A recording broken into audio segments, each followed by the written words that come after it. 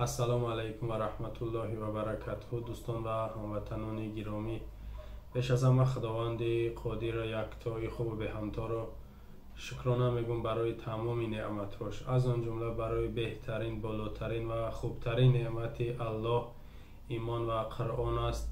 رب العالمین از شکرانه خاص میگم و انشالله امید داریم که الله قادر یکتا از دنیا با ایمان و با قرآن رفتن نصیبمان میگردانده باشد.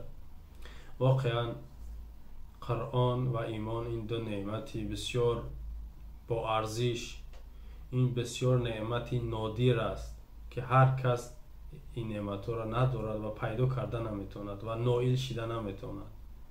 واقعا ایمان، تصور کنید که ایمان به الله و ملائکه ها، به کتاب های آسمانی، به پیامبر و به پیامبران، به مردن، بعد از مردن زنده شدن، به جنت، جهنم، روز قیامت، ایمان همین چیز است. یعنی باور کردن به همینا که هر کس باور کردن نمیتونه. هر کس حتی ایمان هم به گفته خودش داشته باشه به همین باور نمیکنه، به یکتش نه یکتش شک داره، یعنی باور نمیکنه، یکتش قبول نداره. واقعا ایمانی که پره است یا کامل است، ایمان واقعی، هم افتخار است هم شرف است برای صاحبش. و الله اگر قبول کرده باشه ایمان ما را، مسلمانی ما را، و همش ایمان داریم، و همش باور داریم. هر سخنی که در کتابش قرآن گفته است ما نه تنها با او باور داریم و کوشش میکنیم با اونها عمل کنیم، با نهیش باز بیستیم، با امرش دخالت کنیم یا همون پایبندی میگن عمل کنیم و هر کاری را الله دستور داده کردنش را باید بکنیم، انجام بدیم. از هر کاری که من کردگی است الله تعالی باید بایستیم و نکنیمش. گوناگون سخنهای الله در قرآن، کتابی که هدایت است برای تمام انسان ها روی دنیا، برای دوست دشمن، زن و مرد، سیاه و سفید، برای مسلمان و غیر مسلمان، برای همه کتاب پاک این یک هدایت است. ببینید نفرای هستن در دنیا و از دنیا گذشتگیش هم بدن که کتاب ها نوشتگیان، کتاب های زیاد نوشتگیان و بسیار حتی از کتاب های همون بدیشون یا از کتاب های همون فیزیکش باشه، خیمیش باشه، هر کتابی نباشه، خوندگی باشه، بسیار خرسان شدین، سواد فهمیشتون دیگه شید و در بسیار سخنهاتون حتی از او کتاب ها یاد میکنید یا از باش. اما همه اون یک طرف، بهترین کتاب ها باشن یک طرف، قرآنی عظیم الشان، قرآنی کریم، قرآنی حکیم یک طرف. این کتاب قرآن این کتاب فیزیک آوری نیست، کتاب خیمی آوری نیست، این ادبیات نیست. این فرق میکنه، این کتاب هدایت است. تمام کتاباتون در یک ترازو مانیم، در یک پره ترازو، قرآن در یک پره ترازو. زیرا بازم تکرارا میگم که هیچ کتاب در روی دنیا پیدا نمیشود، تمام کتاب ها را حتی یک جای بازم میگم بکنیم، همش با قرآن برابر نمیشه. بهترین سخنان داشته باشند، زیرا قرآن، صاحب قرآن الله تعالی گفته است که قرآن فرق کننده است، قرآن هدایتگر است که با حبیبش حضرت رسالت پناه محمد مصطفی صلی الله علیه و آله و سلم نازل شده است. و سبب هدایت از آن جمله من و شما تماشاگران بسیار همت نشاید نفره باشن که تا حال یا گمراهن یا قبول ندارن قرآن. همین قرآن است. من واقعا بعضی وقت فیلم هایی را میبینم، شما شاید از من پیشتر دیده باشین. از اون جمله مثال میارم در هندوستان ما و شما قبیله های گوناگونن، رویه های گوناگونن، دین های گوناگونن، مذهب های گوناگونن، پرستش های گوناگون دارن. از اون جمله اعتقاد دارن که бо саг ҳайвон аст я саге ки наҷас аст бо ҳамон никоҳ мекунанд. ман дар як хабар хондам, як 3 сол ё 4 сол пеш буд, духтари нозанин, духтари бигем бо ақл ба балоғат расида бо саг никоҳ мекунад ва гуфта шудааст ки дар ҳамон хабарномаш, ман сурата пайдо кардам, дар инҷа мемонам, ҳамон духтара бибине. 6 моҳ бояд ки бо ҳамин саг дар ҳамин никоҳи саг беиста. баъди 6 моҳ ман намедонам ки ура чӣ хел бо аз ӯ саг ё ки аз никоҳи ӯ саг ура ҷудо мекунанд. бо ҳатто як ҳамон Ҳиндустон як хабари дигаша дидам будам, бо дарахт никоҳ мекардааст. духтар бо дарахт никоҳ мекардааст ва ин кори бо дарахт никоҳ кардан ё издивоҷ кардан ривоҷ ёфт, таблиғ шид, ташвиқ шид дар Мексика, Бразилия, ҳатто дар ҳамин соли гузашта дар Англия, агар хато накунам, ҳамин кор шид дар кадом шаҳриш. духтар бо дарахте издивоҷ кард. духтари бо балоғат, шояд бо ақлам боша, беақл ки никоҳ надора ё ки никоҳ намекунад. ин ҳамаи аз чӣ сар мезанад? аз гумроҳӣ, аз Қуръон дур шидан, аз Қуръон маҳрум шидан, аз Қуръон бехабар будан.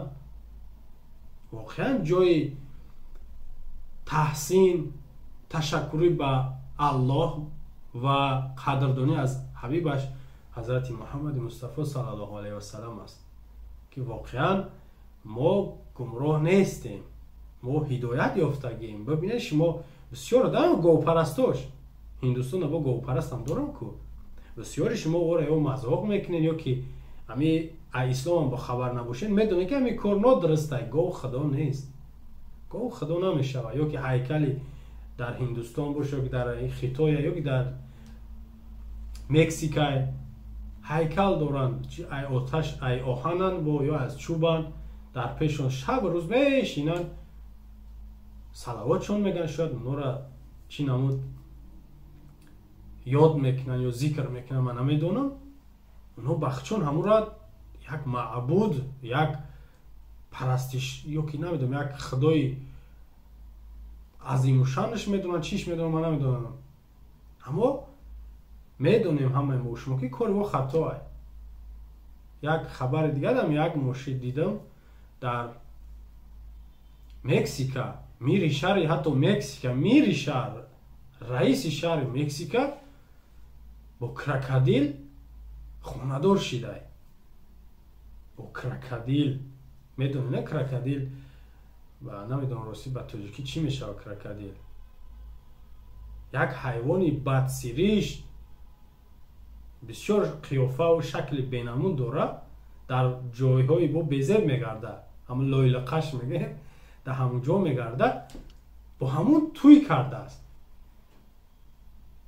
ҳамаи ин як корои ҷаҳолатае, як ахмақонаае.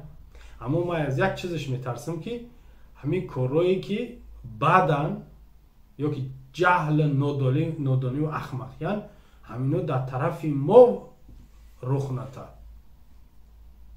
бо набинем ки рӯзи ҳами геч ки душанбе бо самбақае издивоҷ кунам масалан. ин ман мисол гуфтаистам, ин кор набояд бишавад.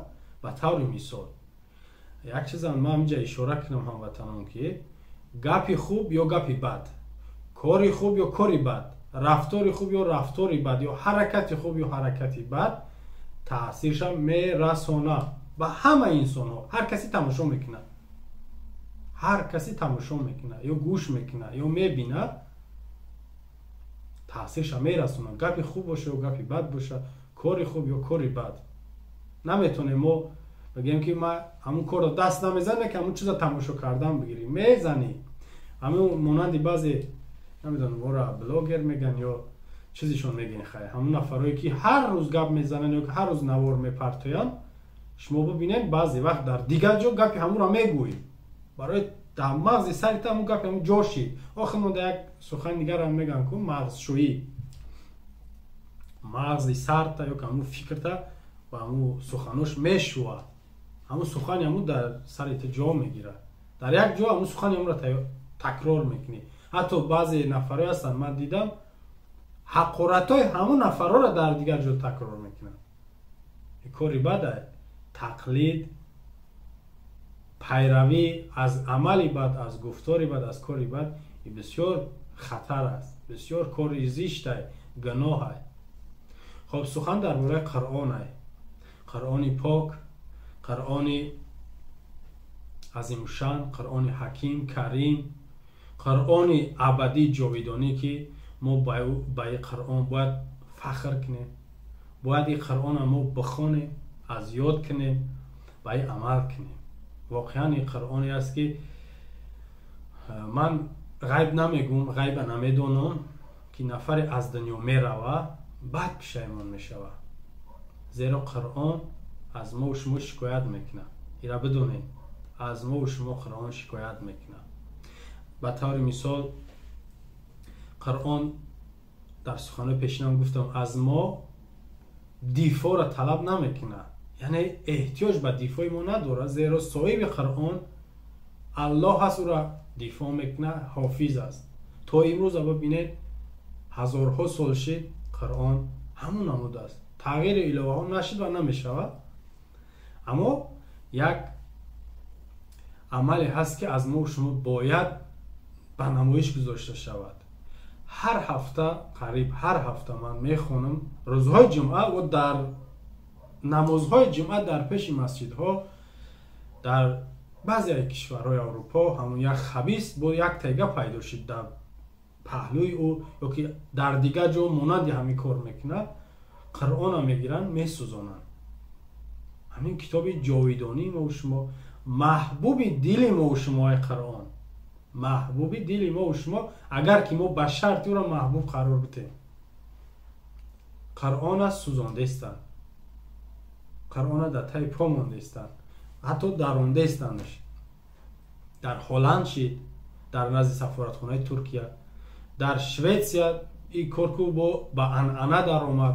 هر هفته او را پلیس نگاه میکنه، محافظتش میکنه. او خبیث شده دیگه، الکه نجس میگن اون نفره، او را محافظت میکنه. حتی من دیدم یک زنکی بسیار با غیرت میدوه طرفش، میخواه همون گاز بالون میگیم که دروش بشپه نمیموننش، مانع میشن. این را بین، این قهرمان زن بسیار شجاع، حتی سرلیچ های ببینید، سرلیچ بود در نوار. من خیلی سرلیچ دیدم، مسلمان بود یا نبود، شاید همون مردم خودشون هم از همون کاری همون بیزارن، همون پیرو خودشون هم، همون شهروندان شویتس هم از عملی همین خیلی فتنه اندازی، دین ستیزی یا جنگ اندازی، تحریک کردن، شاید همون هم بیزار باشن که یک کشور هم ناامن میکنن. حتی زد و خورد هم شد در اون کشور. مهاجرای مسلمان از دیگر کشور هستند.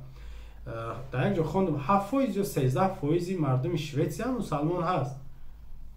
زد و خورد کردن با ملیسه ها، ماشین های ملیسه ها را شکستن، چند مغازه در آتش گرفت. زد و خورد می شود، اما اینا کوشش میکنن که امنیت همون خبیث نگاه کنن تا اون همون عملش انجام بده. قرآن بسوزانه گویا که حلاوت بردن برویم برون، اما بخوره زالی این نفر میم برن، همین خبیث و او دیگر نفراش. این برنامه های چند بار گفتم، این برنامه اون نفر از پیش خودش نمیتونه این کار کرده. اگر حکومت شویتس نخواه اون نفر اجازت نمیده و محافظش نمیمونه. شما ببینید تا این امروز من ندیدم و اگر در هر جایی باشه من این عمله به همون حکومت رد میتم.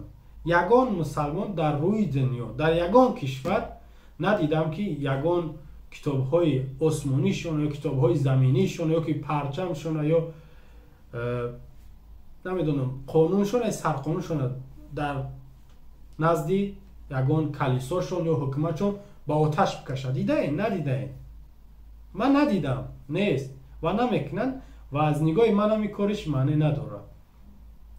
اما اگر شما ببینید، گفتم همیز مثال بیارم، همیز سخن باز پرچم یک کشور را بگیر علاو بزن یا کتابی همون مقدسی داشته باشن ё сурати ягон бузургвор шона чанқадар у мардум ба хашм меяд, аз он ҷумла ҳукуматаш дар паропар даводав мезананд ки ин нафар чаро ин кора кард.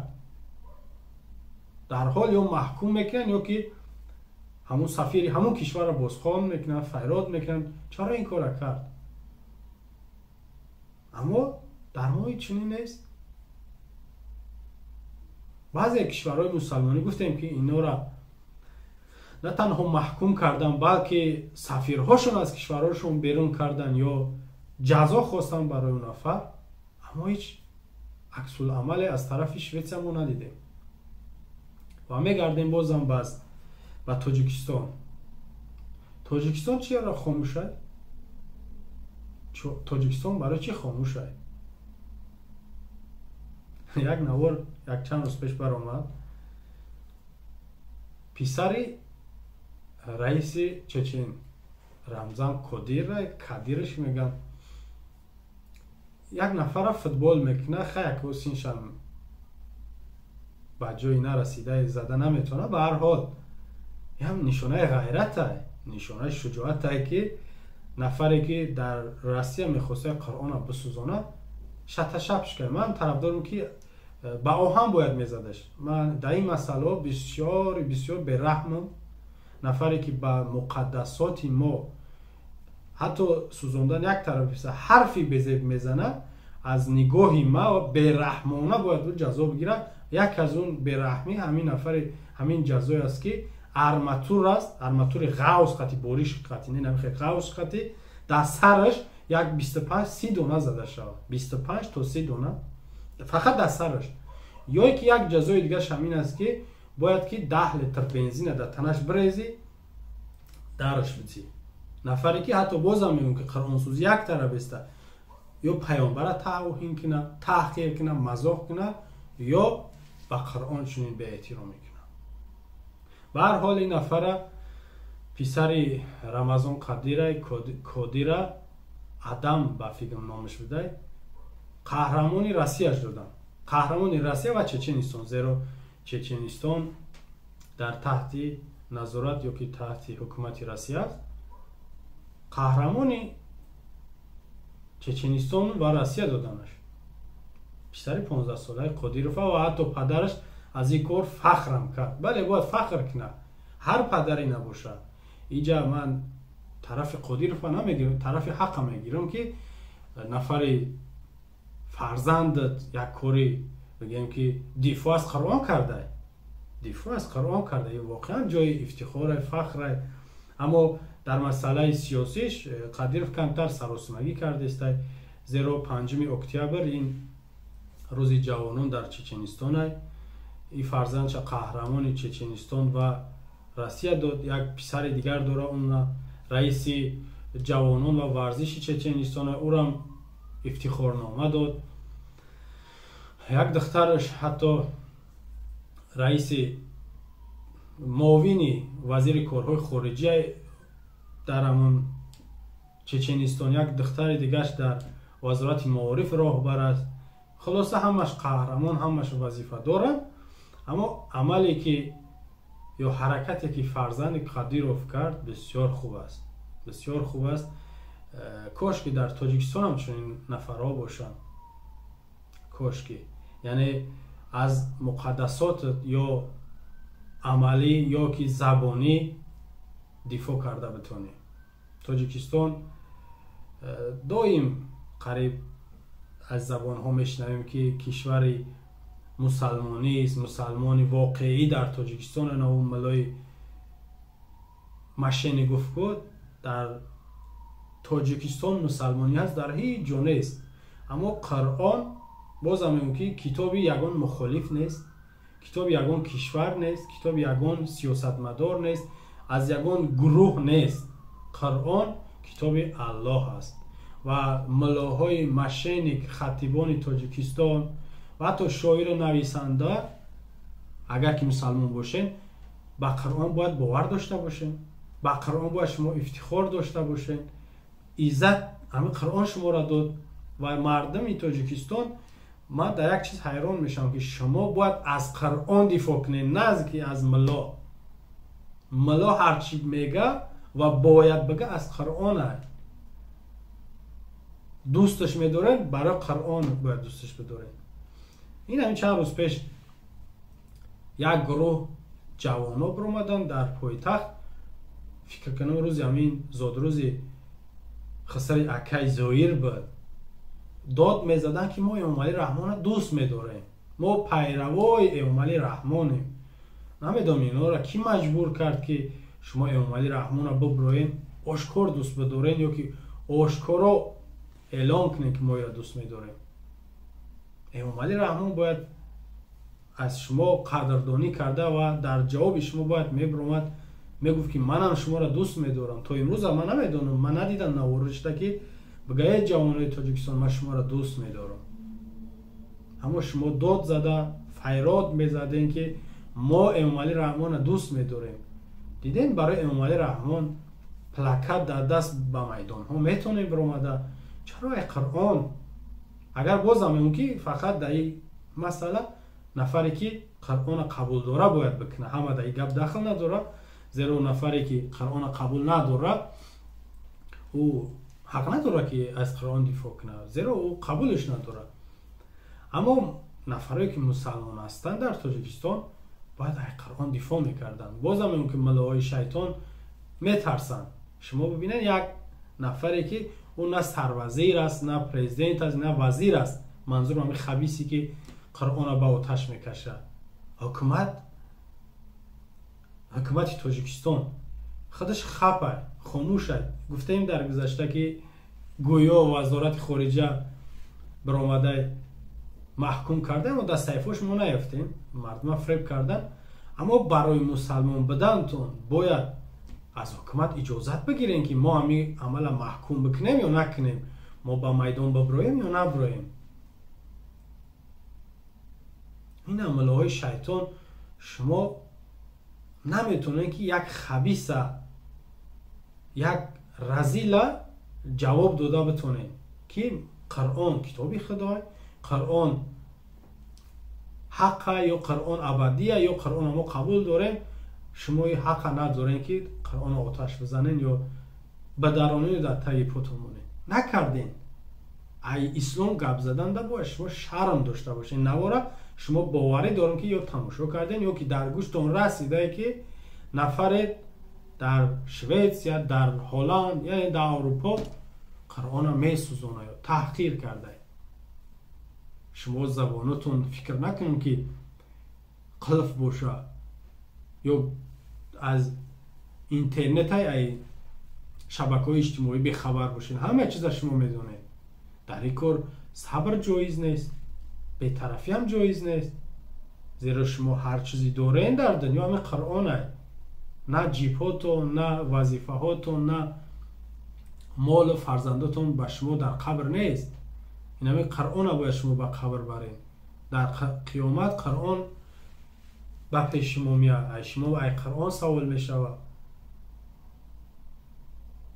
یک عمل دیگر هم بگم فراموش نشوه که امام علی رحمان در سازمان ملل متحد درباره قرآن صحبت کرد. بدونین چی گفت؟ گفت که عمل دینستیزی و قرآن تحقیر میکردگیش مردم تاجیکستان محکوم میکند. این گپش میدونین چی معنی داره؟ از نام شما گفت، نگفت که ما محکوم میکنیم. یعنی ما گفتنی ختم در نظر داریم، یعنی که هممون ایرا محکوم میکنیم. اما امام علی رحمان مردم گفت ایرا محکوم میکنه، یعنی خودش استثناء، خودش یک طرف. یعنی در این جای معلوم میشه که این خودش محکومش نکرد و این طرفدار هموناه، زیرا زبان کوتاه نمیشه در نزد او. میگه وقتی سوالش بکتن میگه مردم مرا مجبور کردن که برای از نام اون محکوم که من نکردم، من از نام مردم گپ زدم، من نماینده مردم اومدم که آواز مردم یا خواهش مردم در جبر رسونم. چه خیلی فهمیده؟ این هم ببینید که من گفتم قرآن سوزی را امام علی رحمان از نام مردم تاجیکستان محکوم کرد. خودش محکوم نکرد. برای چی؟ برای که خودش همون نفری است که در تاجیکستان سخنهای قرآن نه تنها طرفداری میکنه، بلکه مانع میشود که نفرایی که با سخنهای قرآن بخوان دست بزنن، عمل بکنن یا گفتارشون قرآنی باشه، این نفری است اومد رحمان که اونا را یا زندان کرد یا کشت یا مجبور شدن که از وطن بگریزن بروند. نفرایی که میخواستن قرآن گوش بکنن، قرآن بخونن، قرآن یاد بگیرن، با قرآن عمل کنن. این همون نفر است. چگونه میتونه قرآن دفاع کنه؟ و اینجا برنامه‌شون من نمیدونم یک نموده بود. پرزیدنت قرغیزستان هم محکوم کرد، پرزیدنت قزاقستان هم محکوم کرد قرآن سوزی را، حتی شوکت میرزایف پرزیدنت ازبکستان هم محکوم کرد. برنامه‌شون یک بود. بعد همون واخری در دوشنبه داشتن، شاید همونجا در نقشه کشیدن، سخنشون یک نموده بود. حتی پرزیدنت ایران ابراهیم رئیسی قرآن با خودش برد، قرآن با خودش برد، او را بوسه میزنه و عمل قرآن سوزی را محکوم میکنه. خلاصه دوستای از این هموطنان که قرآن ما باید که نادیده نگیریم. واقعا من فکر میکنم بسیاری وقت که همین قرآن برای ما بیگانه واریه. همین خیلی زبان قد میگه ما مسلمانیم، اما در نمتر حالت ها باز هم اونگی کار خاتمه نیافته، جزا نگرفته این نفر. اساس بگیریم مردمی چی تاجیکستان باشه چی مردم مسلمان دیگر کشورها میتونن همین کار دست سر روش بگیرن. حکومت هم مجبور میکنه، حکومت همون کشور خودش، مثلا مردم تاجیکستان، حکومت تاجیکستان مجبور کنه این عمل هم نه تنها محکوم میکنه، بلکه سفارتخانه همون شویتسیا باشه و هر کشور اروپایی امریکایی باشه در تاجیکستان بسته میکنن. اونا مجبور میشن که اقدام بکنن یا عذرخواهی بکنن. همین را میفهمین. اما وقتی مردم بی‌طرف باشه، حکومت طبیعی است که هیچ وقت نمیخواد که با یک یار یا رفیقش خفگی کنه. میگه خیلی یک عملی سیاسی های همین پشتیبانی اومدی رحمان هم ای قرآن از نام مردم گذشت. این هم یک پشتیبانی سیاسی بود، ریالی نبود، واقعی نبود. بازم میگم که در تاجیکستان ما میبینیم که قرآن چخیل بیگانه شده، قرآن چخیل بیچاره شده. در گمرک نمون سرحدهای زمینی ما شده قرآن در آوردنش اجازت نمیتونه. شما میره میدونید در خبرها چند بار برآمده قرآن داخل شوی شهر با تاجیکستان اجازت نمیتن. کی اجازتش نمیتن؟ تاجیکستانی ها، همون نفرایی که قرآن یا نمیشناسن یا قرآن قبول ندارن، اجازت نمیتن که کتاب عربیه با تاجیکستان نباید بدراید. اما هر کتابی که با دیگر زبان باشه یا از دیگر کشورها میاد، مرحمت، تاجیکستان شما را نور دیده تاجیکستان قبول داره. سخنم درباره قرآن میروه. هموطنان گرامی، قرآن کتابی ما و شما. ای قرآن نباید ما دور باشیم، از قرآن نباید ما رو بگردانیم. ما چیزی داریم نداریم در 24 ساعت زندگی ما قرآن است. با ذات یگانه الله سوگند یاد میکنم که آرزوی دیرینه من همین است که قرآن در زندگی نه تنها داشته باشم، بلکه قطعی همراه هم در قبر قیامت ببرمش. قرآن هر کس بازم میگم که قرآن ای دنیا قطعیش نمیبره. هر کس قرآن قطعیش نمیبره ای دنیا. حتی بسیاری نفرات در دنیا قرآن نادیده ناخونده ای دنیا رفتن، محروم شدن ای همی قرآن. این یک مصیبت بزرگه که قرآن، من در نظر دارم بازم میگم مسلمانی هستن که جاهلن، نادانن، در غفلتن، قرآن ناخونده، نادیده، قرآن نشناخته دنیا رفتن. چی جواب میتن؟ ندارن جواب. سر خم زبان کوتاه. برای همین تاجیکستانیان مردمیش که از اون جمله مسلمانید قرآن آشکارا دفاع کنین، آشکارا پشتیبانی کنین. در قلبمون هممون بد میبینیم دشمن اسلام و دشمن خدا و رسول، اما یک چیز دیگر آشکار میگن در راه حق میگیم بمبری خوبه کو انمی از قرآن دفاع کردن این راه حقه.